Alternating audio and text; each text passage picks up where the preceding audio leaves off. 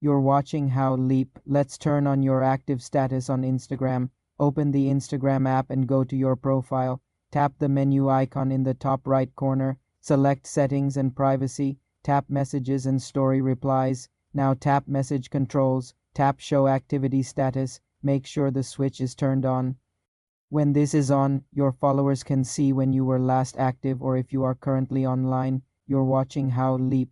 Let's turn on your active status on Instagram. Open the Instagram app and go to your profile. Tap the menu icon in the top right corner. Select Settings and Privacy.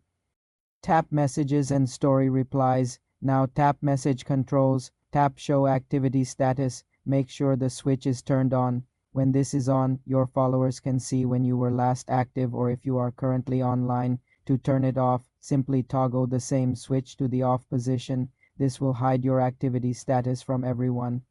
And you also won't be able to see theirs. For more simple tech tutorials, subscribe to the channel.